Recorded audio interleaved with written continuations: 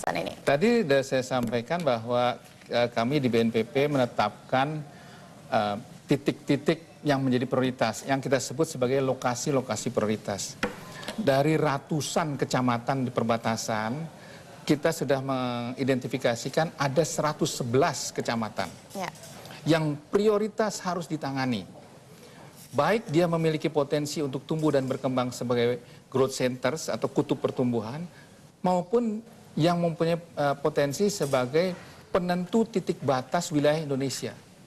Jadi mungkin dia tidak sebagai growth center, tapi dia penentu luas wilayah Indonesia. Jadi ini ada 111 tersebar mulai dari ujung utara Aceh. Jadi di utara dari Pulau Weh atau Kota Sabang, itu ada pulau kecil namanya Pulau Rondo. Itu penentu wilayah Indonesia di lautan. Nah, oleh karena penting dan strategisnya, itu merupakan lokasi prioritas yang kita prioritaskan untuk kita bangun. Tidak semua sektor perlu masuk ke situ. Tidak perlu, seluruh kementerian perlu ikut membangun di situ. Karena apa? Karena memang potensinya mungkin terbatas sekali. Nah, kemudian sampai ke Jayapura dan Merauke. Itu semua ada 111. Di mana itu? Di 38 kabupaten kota. Di 12 provinsi. Ini yang selama kurun waktu RPJM sampai dengan 2014, itu perlu mendapat perhatian dan perlu ada program-program pemerintah yang harus masuk ke lokasi tersebut. Dari 111 itu kemudian kita pilih lagi lokasi-lokasi yang memiliki potensi untuk tumbuh berkembang sebagai growth center, sebagai kutub pertumbuhan. Nah, di growth center inilah yang kita tawarkan peran serta swasta. Kami sudah mengadakan kerjasama dengan Kadin, dan ada MOU kerjasama antara BNPP dan Kadin, dan menawarkan beberapa titik untuk Kadin berinvestasi, mengembangkan investasinya di titik-titik growth centers tersebut.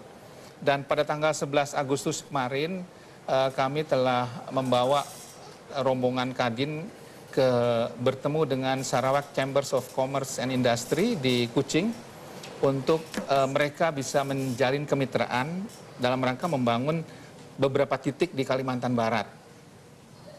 Langkah berikutnya nanti kita akan bawa juga Kadin Kalimantan Timur dengan Kadin Indonesia untuk berkunjung ke Sabah.